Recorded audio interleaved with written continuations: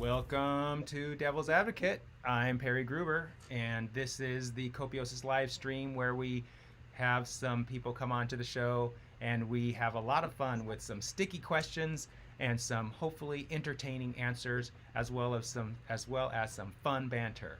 So I'm Perry Gruber, the founder of Copiosis, just checking out the technology here, just to let you know that I'm running the show, and so there's a lot of things I'm doing at the same time. We're learning as we go here, so everything is not perfect, just like life.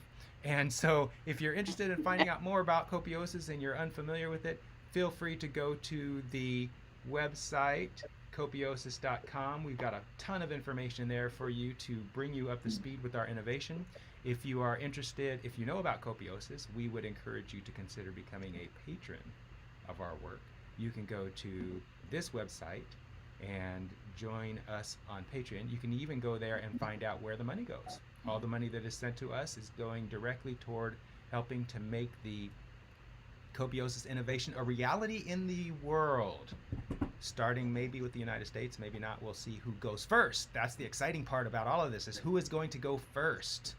Yes, indeed. And so we have a new person joining us in our Devil's Advocate today. We've got Jill, our Devil's Advocate, of course, there on the right side of your screen. I presume it's the right side of your screen.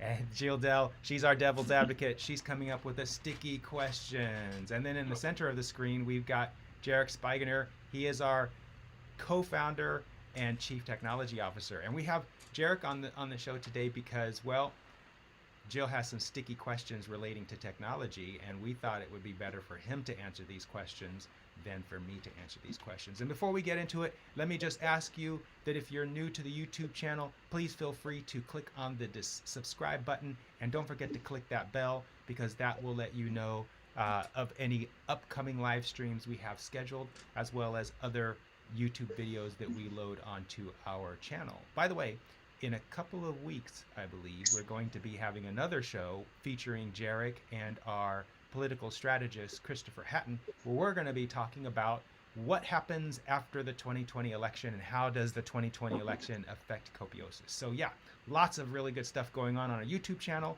But since we're on Devil's Advocate, let's get right to it. And Jill, you want to kick it off with your question, or do you have another wonderful preamble that you want to share? Well, I'm gonna kind of do both. So when I first looked at Copiosis, the thing that I found the most terrifying was all the data collection that would be required to support that type of system. All right, so I kind of got over that because I'm looking at all the data collection that's already going on and being used in the capitalistic system without people's permission and all of that, and the invasion of privacy and all that kind of thing. So I'm still, one of the things that I kind of want Jarek to talk about is, I have really no comprehension of how much data is being collected now, and how much more data would be required to support Copiosis. And then the other thing that scares me is, okay, so there's like a hollow chain function that then allows actions that have been done by people to be verified. I assume that's through a hollow chain. And then the other layer is the AI, which says, okay, well, over here, this person mowed the lawn for the lady next door because she's disabled. And that's worth, 5 NBR. And then if this guy over here mows the lawn, then it's going to be the 5 NBR, and on up the complication of transactions. So all of that just is mind-boggling to me. And then there's the fear, how does this not become some horrific sci-fi movie, right? Right. Where somebody is able to, who doesn't like Copiosis and doesn't like this system, and decides that they are going to utilize that data to then oppress and, like destroy us, right? Yeah. So just wondering how you think of those things. Yeah. So you touched on a lot of things. Sorry, that's a whole show just on that question because that's a lot. Right.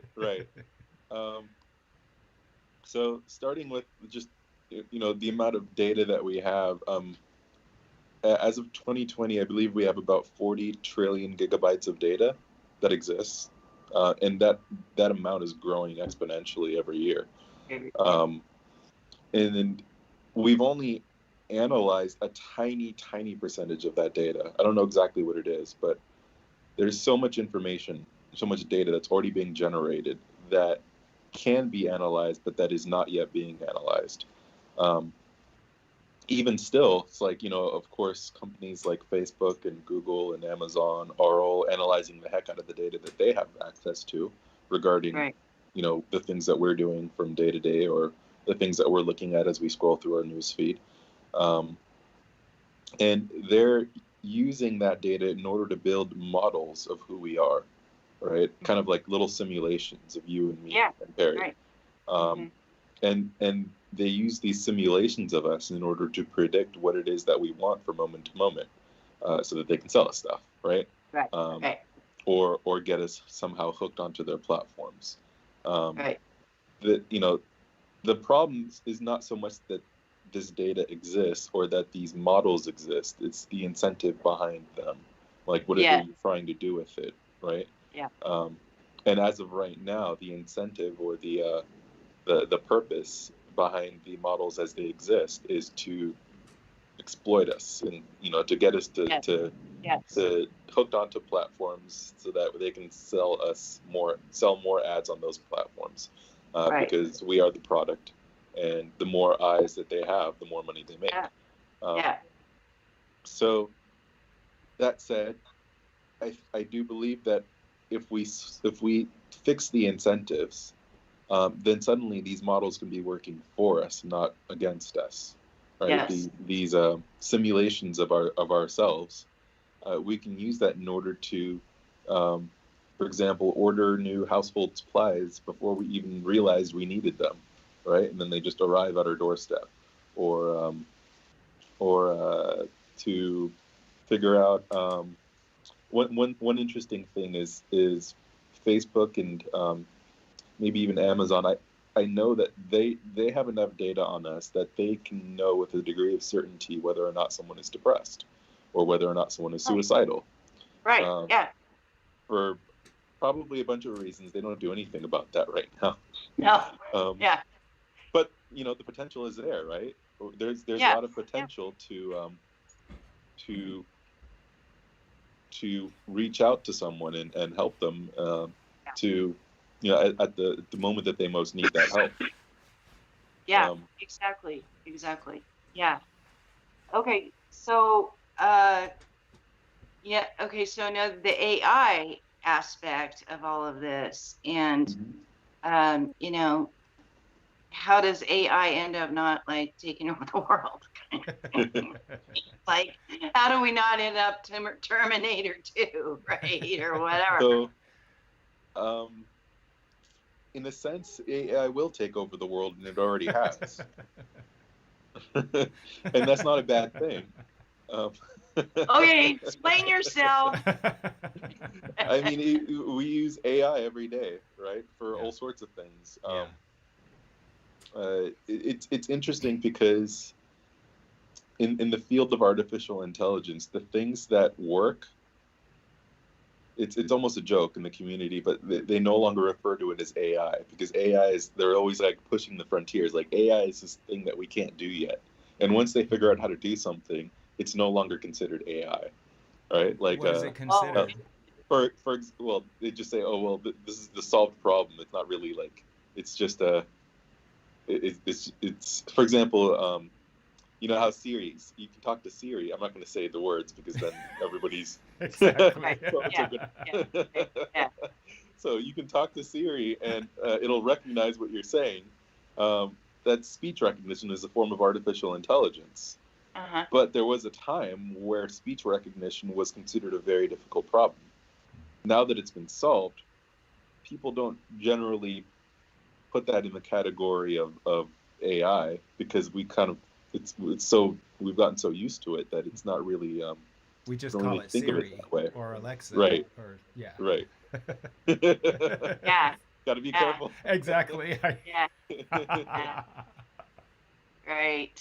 Speaking of which, So, right, all these things are listening, right, Right. all the time. Good So point. speaking right. of privacy, um, it's interesting because, we live in a world where people are more and more likely to be carrying devices that can record video or audio everywhere they go. And, it was only up until recently that we had that ability that you could walk around, you see something happening on the street, you pull out this recording device that was in your pocket and start recording. Even better than that, start streaming live on the internet so that Right. thousands of people are instantly seeing what you're seeing. Instantly. That was Yeah. never before possible. Right. But we're moving from that to a place where not only do we have these recording devices or even live streaming devices in our pockets, but they're going to be on our faces. Right? They're going to be built into our glasses. And again, Jill's looking a little worried there. So Jill, so share what you're thinking, Jill. What's going on? Well, Okay. So, go ahead, okay, coming from my generation. Okay. So, hello. I grew up. We didn't even have color TV, right? We didn't have calculators. We didn't. Like just the. Oh, okay. So what I see is like from the time I was a child to where we are now, the exponential growth of technology. It just seems, and now it's just exploding. Like and it's such a different. Um, I think the younger generations are probably because they grew up with it or whatever, and they don't really think about how maybe it's advancing and all of those things. But for old farts like me, it's like, oh my gosh, when I see like my grandchildren on a device playing a game, I'm thinking, okay, how okay, so that playing that game is for a purpose. It's to give you dopamine and it's addictive. And shit, like I don't, it makes me nervous that makes me nervous because those games are addictive, right? You might as well handle some crack, you know? And when I was a child, we didn't have that available, so we played and used our imagination. Yeah. So I think it's, technology can be detrimental to creativity. And when children are extremely young, it, I don't think it's being utilized in the best way. So I guess for me, I'm hoping that you can tell me how Copiosis is going to hopefully use that technology for better purposes, I guess. Jarek? Yeah. Well, yeah, for sure. I think with every piece of technology that comes out, there is potential harmful situations involving that technology. But for the most part, I believe that every technology has far more potential for good than for any kind of harmful outcome. Yeah. So it really is just a matter of lining up those incentives such that we're building things in a way that improves people's well-being. And, technologically, there's nothing blocking that from happening. Right. It's just that if you can get somebody addicted to something, then that's a lot more, they're more likely to return to whatever that thing is and Right. do it over and over and over and over again, which hopefully creates an income for you, right? An ad Yeah. stream. Well, that is an So interesting point, Perry. So on this idea of Yeah. getting someone addicted to something so they come back to that thing over and over and over again. Yeah. Well, in copiosis, how would we handle that, right? Because if you're returning to this, let's say this app that's just so much fun, quote unquote addictive, um, is that a bad thing? And should that yeah, kind of addictive quality be rewarded?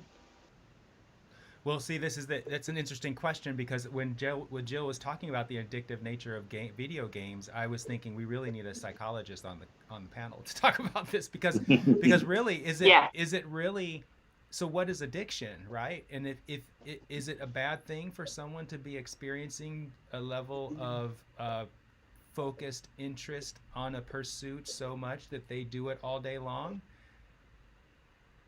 I mean, my brother was once addicted to Call of Duty, and he would play. Now, my brother is an engineer. He works as a federal contractor, and he would come home at 5:30, get on Call of Duty, and he wouldn't get off Call of Duty till 3 in the morning. Yeah. And then he'd wake yeah, up at 6 or so and go back to work, and he'd function fine. But almost every night he was yeah. doing Call of Duty, and then on weekends it was all day long. But Well, today he's no worse off. I mean, he's still married. He's got kids he's hanging out with. He's enjoying life. So was that period a yeah, bad thing? maybe not. I don't I know. mean, Yeah, maybe it's in exactly. maybe his job was just so stressful that he needed an escape when he came home at night. And frankly, it's, maybe for an adult, that's a pretty easy escape, right? Like Yeah. Yeah. that's not really harmful to, your family or, whatever. But yeah, so how does Copios determine, what sort of activities like that are desirable and what sort of activities like that are undesirable? Well, it's interesting because I heard a story recently about the Enron failure. And the Enron failure, it was a podcast actually. They were talking about the Enron failure, and when Enron failed and the government regulators that went after Enron for fraud went after them, they released all the emails that had been going back and forth within Enron, as Hmm. part of the evidence of fraud. And when they released it, they just released it into the public with no censorship or no sifting through to eliminate like personal data or anything like that.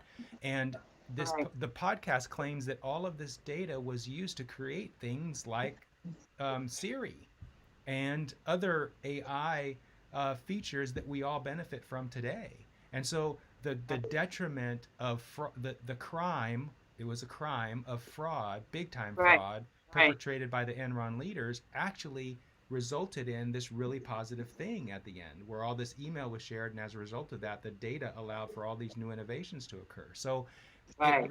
Yeah, I don't think it's upon Copiosis to decide whether or not something is detrimental or positive. I think it's up to the community at large, and then the different levels of community going down all the way to local grassroots to make those decisions, and have the algorithm inform the algorithm through their local decision making, so that the algorithm at the local level reflects those decisions. And as you bubble up to the global level, it continues to make those decisions as the community gets more globalized.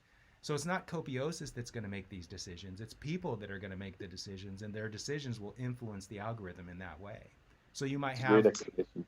oh, thanks. So you might have, for example, in California, which is a blue state, they might think that it's okay for kids to play video games because the manual dexterity and the hand and eye coordination, that spending all that time playing a video game is yeah, beneficial to the right. child development. And it also, that game that they're playing, it might be producing. So, for example, I heard that TikTok, one of the reasons why TikTok is so valuable is because it's helping to inform some sort of AI in the background. The data they're gathering through people using TikTok is enabling the development of another type of AI that has some really strong possibilities. And so a person who is addicted to a video game, the back end of that video game is producing a lot of value that could be beneficial for society. So, in the Right. same way, can we say that Enron was really bad for society? Well, in the short term, it was because it was really playing the market, the electricity markets, and causing blackouts and brownouts in California and putting people's lives at risk. But in the ultimate end, it served a beneficial purpose. It tightened up regulation. It increased watchdogging on the Yeah. utility industry. It gave us some information about we don't want to be deregulating the utility industry because people act like dicks when they do that. And it produced this AI solution that was really good. So Yeah. I really assert in Copiosis that everything human beings do has value. Now we run into some morality issues with regard to things like murder and rape, of course, um, and and it's hard to have a public conversation about murder and rape having value because the common social agreement around those two topics, it's such a taboo topic, you just can't have a rational conversation about it, right? So rather Yeah. than talking about those extreme cases, if we look at cases like we're talking about video game addiction, then we Hmm. can be more rational, I think, in our conversation. But Right. there's a clear difference between like cigarette smoking, which has clear detrimental impacts. You know, Yes. Yeah. emphysema, cancer, death. Yeah. And so, Right. but a video game doesn't produce those things. Maybe it produces some carpal tunnel, Right. but Maybe it's it's not. better for you than that. Yeah. Or Yeah. drinking or any other, drug use. Yeah, yeah. So this is a Yeah. good time for me to take a break and to it's 20 minutes Okay. after. So everyone who's watching the show, thank you for watching. You are watching the Copiosis live stream called Devil's Advocate. We ask the sticky questions and get a really good, exciting conversation going. And today we have Jill Dell, our Devil's Advocate, and our guest and hopefully a regular contributor, Jarek Spigner, our CTO. And we're talking about technology in this hour. And if you're interested in finding out more about Copiosis, please go to our website. We've got a ton of information there. And if you want to become a patron, you can go to Patreon and find out more about where the money goes and how we use it and become a patron yourself. And then finally, don't forget to click the subscribe button and also click that bell because that will alert you as to new videos that we are posting on a regular basis and any live streams that we have scheduled in advance. All right, let's get back to the conversation. Okay. So my next question, I guess, is oh, I don't know if Perry and I've talked about this previously, but the permanent record, which really sounds like grade school. Like everybody has this permanent record. Yeah. So if I flip off somebody on the freeway because they're an asshole, is that going on my permanent record? And oh my God, it's going to be on my permanent record permanently. And, like, I mean, how do you guys both like this? And so the permanent record, the purpose of it is to supposedly be able to kind of like a credit score, right? Like you use now to determine, if somebody's got their So the thing together is, enough. the way I see it, we've been creating these kinds of permanent records for a long time now, and so in some sense it's like it's nothing new. The idea of having a reputation that follows you. I mean, we do this whenever we go out to a restaurant and we have a bad experience or a good experience. We'll write a review, or if we Right. get something Yeah. on Amazon, we write Yeah. a review. And they're permanent. Yeah, yeah, right. Unless it's some kind of like fraudulent review or something, in which Right. case it gets removed. Right. So similar thing. But even just going back to the whole technology thing, technologically, we're moving into a world of permanent records of everything. Yeah. Anything that happens in a public space, there will come a point where we have to assume that every conversation in that space was recorded somewhere. Mm-hmm. And that's going to be maybe a little rough to get used to, but it's also kind of inevitable. Like with just the ubiquity of technology that people are carrying on them, right? Yeah. Uh, Yeah. Somebody could be recording you at any time. You don't exactly, even. Yeah. It's exactly. really terrifying. Well, this goes Really, there's no privacy Yeah, anymore. well this goes back to what you were saying before, Jarek. So you might want to pick up this idea of wearable cameras. yeah, yeah, right. Um, so I don't know if this is, I guess it's not too controversial.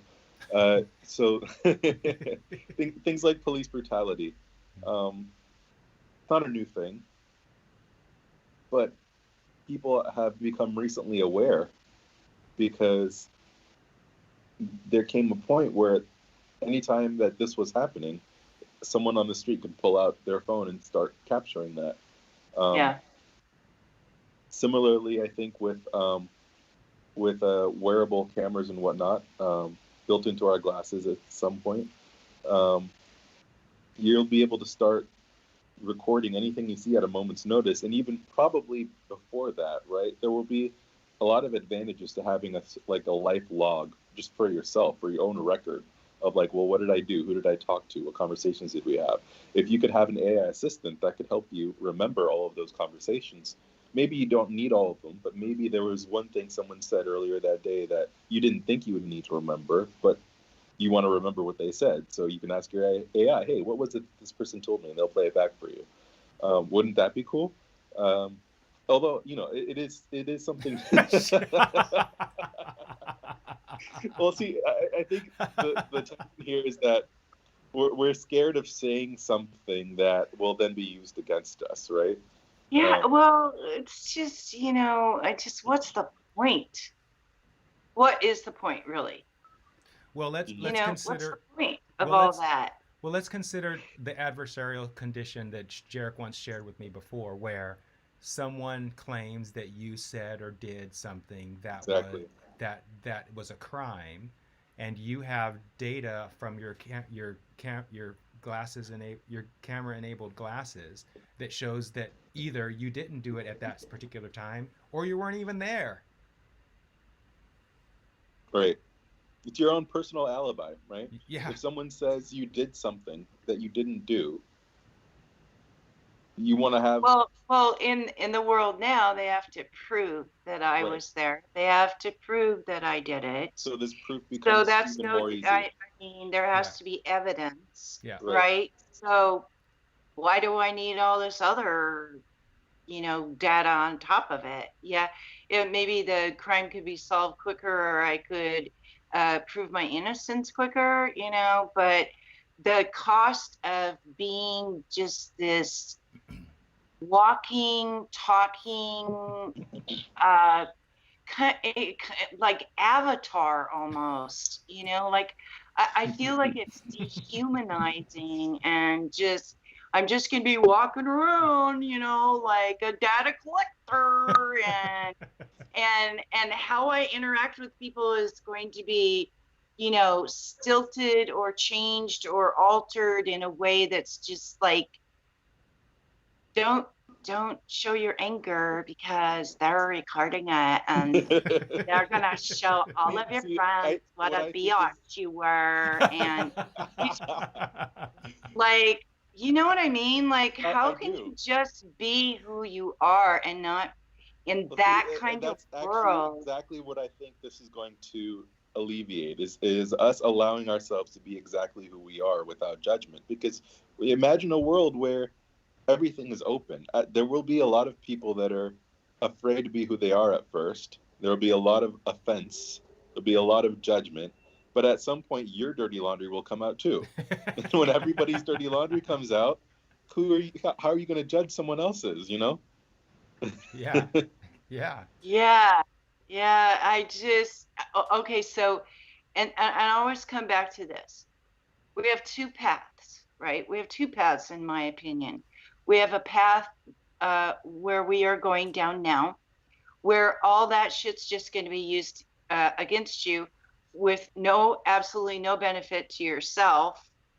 And then And then we have a possibility of a path like copiosis, where people are looking for a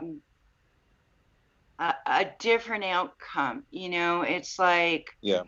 if I, I freak out on the street, like for instance, when I worked for the bank in downtown Portland, I had a man that had his shirt off and was literally jumping off of um, a bus stop bench and belly flopping onto the concrete repeatedly.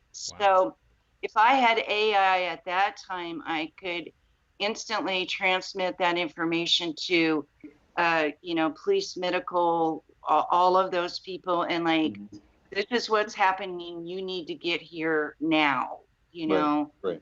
This man is all, I mean, this is a bus lane, so this man is repeatedly, I mean, all those things. So, something like that, I can see that would be really, beneficial, right? Well, Like, yeah, and anyone who would assist that person who is on camera doing that would be getting NBR for yeah, that right, right. intervention. Yeah. So how does the algorithm, I don't, it's incomprehensible to me how this algorithm is going to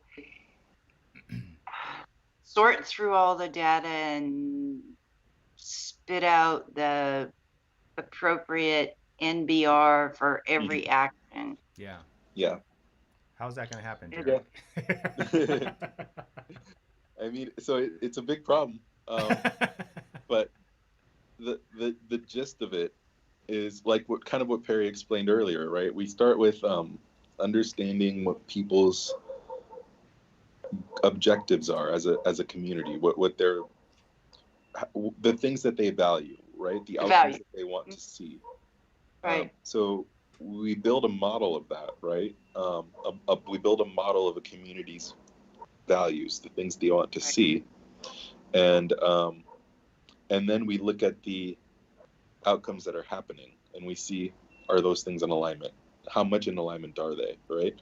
Does this outcome in the world line up with what the community wants to happen? And if it does, right, or to the degree that it does, then we have to figure out who's responsible for producing that outcome. Yeah. Right. And was it one person maybe, or was it a whole chain of people more likely? Right. Yeah. Right. That ended up leading to that outcome.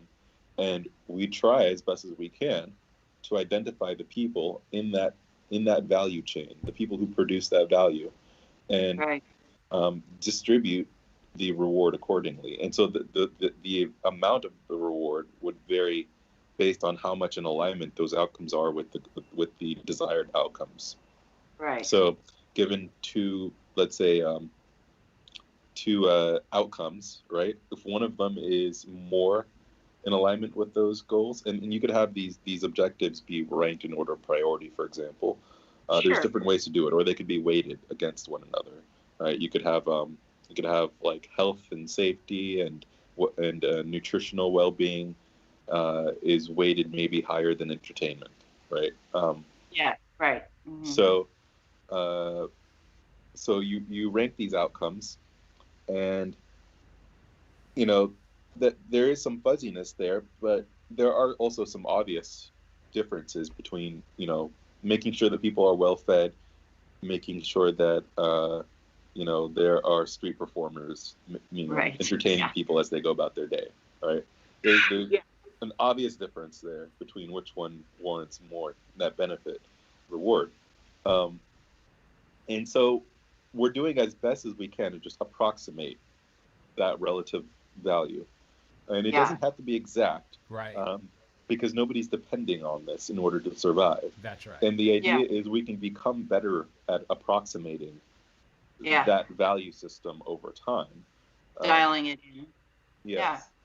And also the note that it's not just the algorithm and the Copiosis organization that's trying to do this, but the rest of society is trying to do it too, because they want their MBR just as much as the Copiosis organization wants to reward them. So there's a lot of people working on this.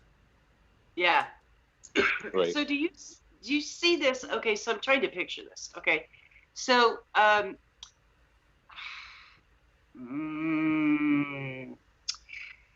do you see this as a beginning where, maybe the town of Doofer, which is 900 people or whatever, they decide that they want to start a sharing, they want to start a sharing community as much as possible, that's how they want to do things, but of course they have to resource things from outside sources, so they're going to stay in capitalism as a, until everybody converts, right? But they're going to start in their community. Do we have what is stopping them from using the Copiosis algorithm right now from being able to do that in their community? How far are we, can we develop an app that people could play? Where are we on all that? Yeah. That's a great question. Do you want to start? Sure, if you're okay with it, I can do that. Sure. Sure. So we are in the process. We have constantly actually been in the process of looking for opportunities to do what we call demonstration projects. And several years ago, we did a couple of them one in Northern California, one here in Portland, Oregon. And we haven't been doing one for quite some time for some really good reasons. But as of late, we've been constantly on the lookout for opportunities to do that. And we are in the process of developing what might look like a really good one on the East Coast of the United States. We also are just at the beginning stages of enabling our team around the world to be able to approach their municipality, so their local government, and invite them to adopt an early stage Copiosis model that probably will be based on that East Coast project that I alluded to before. We'll have more information about that project as we go along, but we've been talking about it in our core group meetings, and our core group meetings are public in our Copiosis social group. So anyone who wants more information about those can go to our core group meeting recordings and look at it. We're not going to talk about it in detail here. So if Doofer wanted to today make use of the algorithm, we are not ready to do that. We have software that we used to run our demonstration projects 3 or 4 years ago, but it's really rudimentary. The algorithm is probably 3 versions old, maybe 4, and we've come a long way from what we were doing back then to where we are today. So it probably, if Doofer came up to us right now and said, hey, we're the town of Doofer and we would love it if we could do a demonstration project, we probably have to say, well, hang on, because we're not quite ready to do one yet. Would you agree with that, Jarek? Well, I thought where you were coming with this question was a few weeks ago when you did a previous episode. You mentioned, why can't we make this work like now, right? Like right, exactly. Like why? Okay, so in other words, like, okay, so you have the software program, right? Mm-hmm. And then I want to play the Copiosis game basically with my friends. And every time they do something nice for me, I'm going to upload that they did something nice for me. And then, they'll verify it, and then they get and then the algorithm says, oh, they get 10 NBR for that. Yes. And then this person over here, I had them over for dinner and they loved my dinner. And you know what I mean? Like getting people used to using something like that, well, just to kind of ingrain the use this of is something I like think that. We can start doing. And I think as far as, you know, still being dependent on capitalism for certain things, the way I see this happening is, you know, let's take this community you gave an example of, and they when they start using this app and they start, you know, providing things for one another, Mm-hmm. getting NBR, building up their NBR economy, and it probably will start out with more volunteerism-based things, right? Sure. Yeah. The way I think of this is that volunteers already exist in today's Yes. socioeconomic system, right? Yes. Yeah. And given that, volunteers would probably like a system that would help them figure out how to be more effective and impactful in the volunteering that they do. If they could Absolutely. say, well, okay, what can I do that would serve my community the best? If there was an easy way to answer that question, Right. that would Where's be the need? Where's the need? right. Where's the most Exactly. need? Right. Yeah. Exactly. And what are the when I look at that need, what who has used what methods to create the greatest outcome? Right. Right. I Right. mean that's that kind of information is so valuable. Well, Right. yeah. But we don't have the. And tell me if I'm wrong here, Jarek. We don't have the. If someone wanted to play that game as you described it just now, Jill, we Copiosis don't have the ability to support their wanting to play. I mean, It, we have a spreadsheet with what the algorithm in it. what I was getting from Jill was that not so much whether or not we have an app ready, but how feasible is it to do this before a big kind of transition or something happens? Is that how Is you're that, did I asking the question, misunderstand? Well, Jill? Is that well, how it's you're kind asking? of yeah, it's kind of like both. Like how what what sort of software system is available Hmm. now that Hmm. can well, So it right now it's not much, right? Right. We're working on it. It's feasible, I suppose, to have a simplified version of Copiosis that's less technology dependent. Yes. And I know that Perry has, you know, done something like this in previous demonstration projects. Yes. But it would, you know, it's just probably a lot more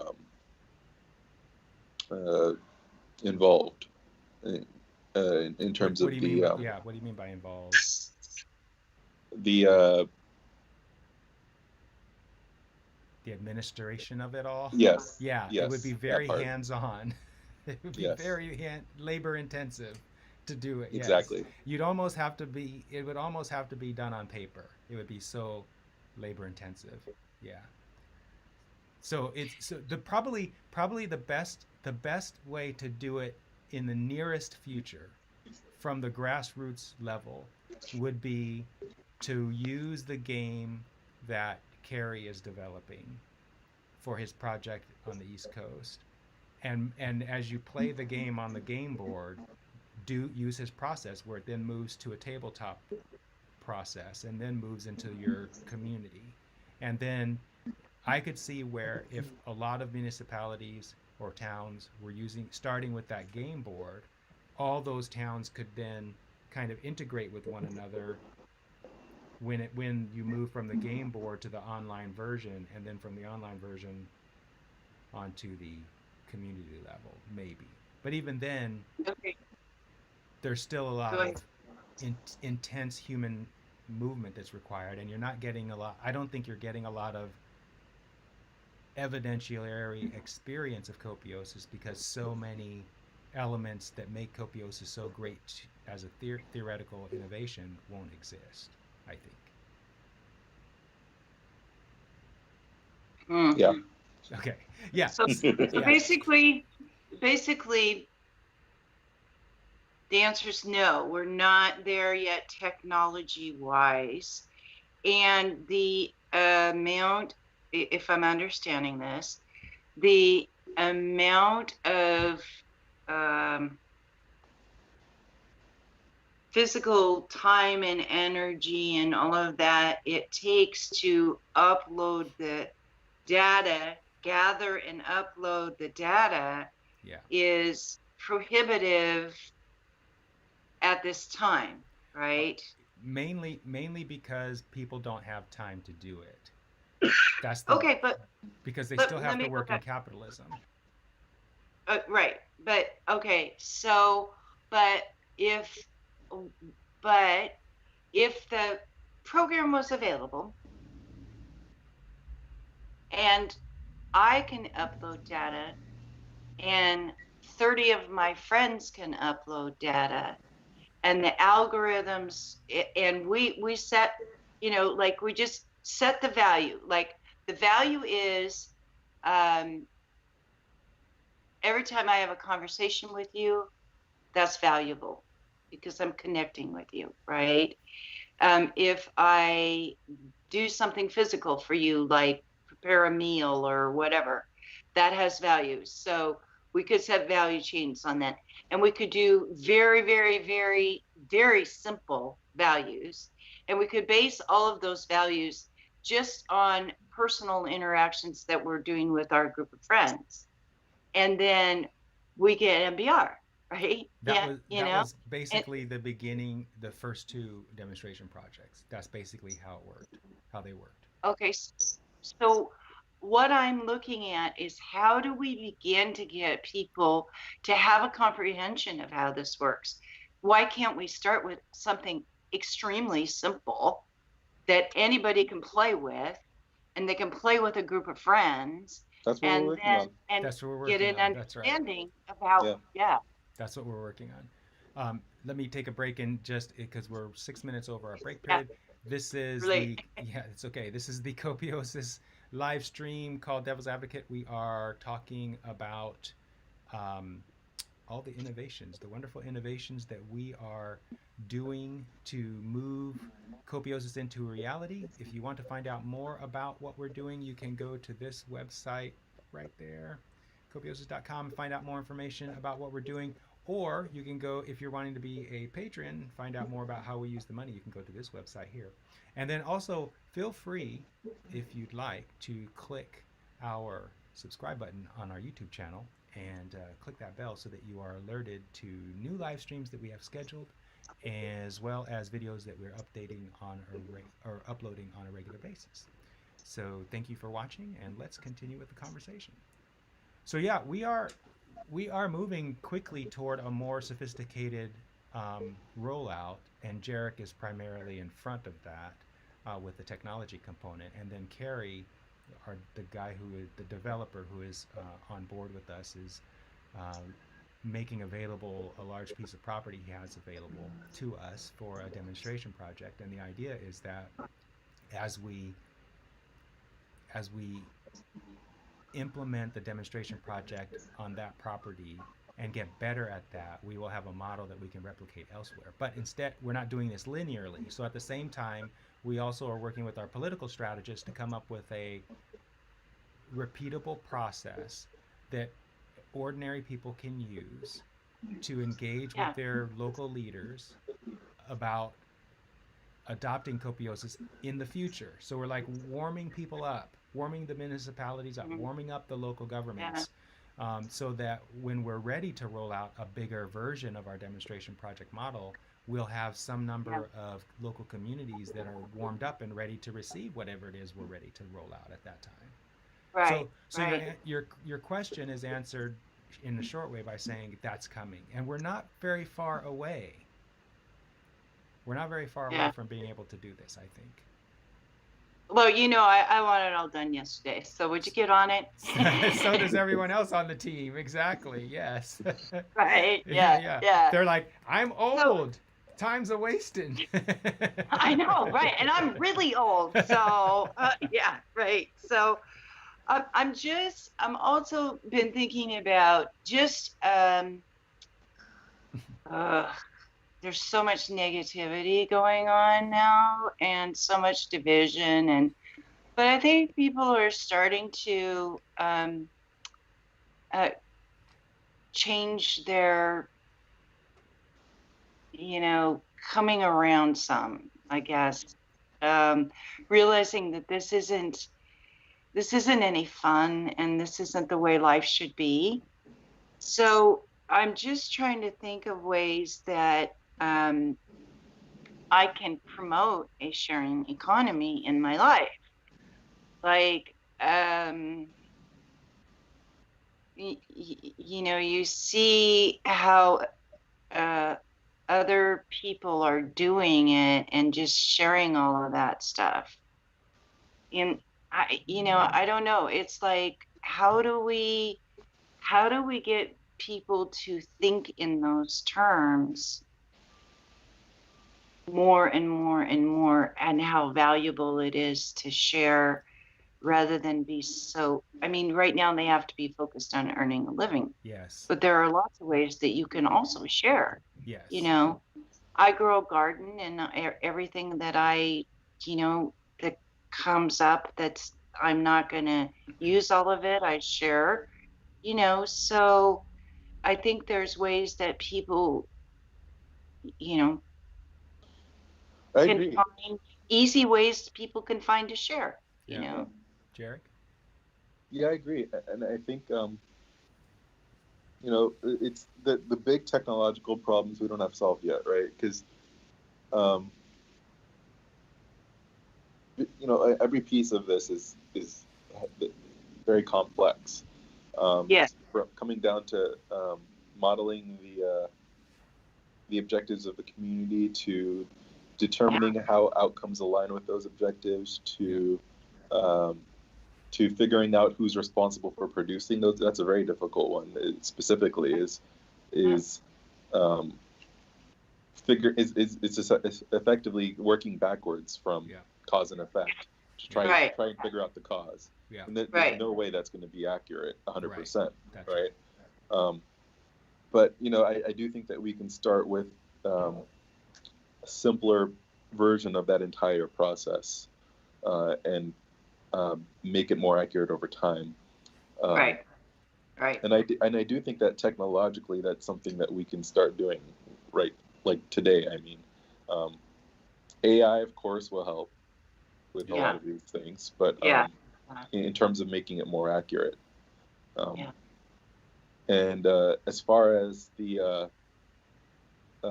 reliance on capitalism, I think if we can roll out Copiosis in a way that anybody can just download the app and start kind of engaging in that way, wherever they live. In cities or communities with higher concentrations of people engaging that kind of sharing economy, I don't know, would you call it a sharing economy, Harry? Yeah, what Jill's describing, or Or Copiosis? Copiosis. Yeah, I would say it's a I call it a non-monetary gift economy, but yeah, sharing economy works too. Yeah. Right.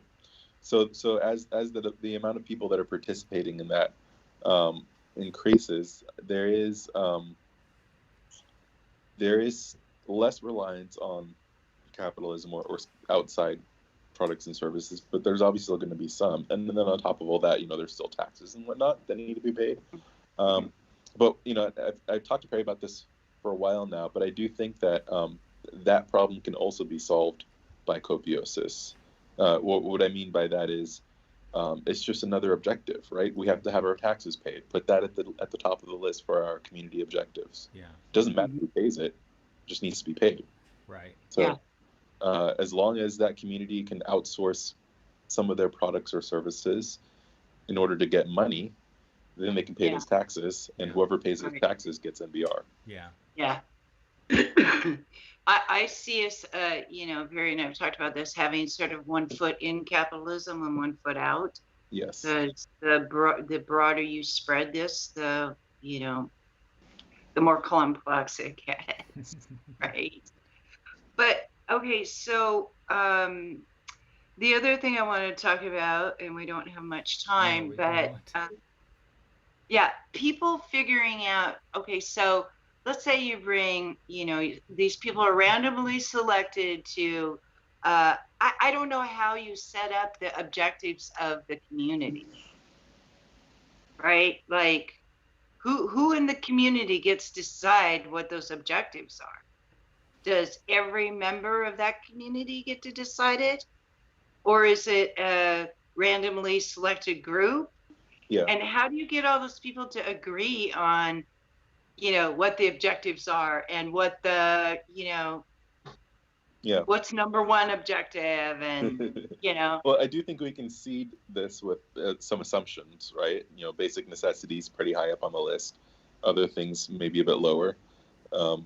But in general, the way I see it, this is it's all about having a way for people to say, this is an outcome I would like to see in my community, and then have other people weigh in on that. Yeah, I'd like to see that too.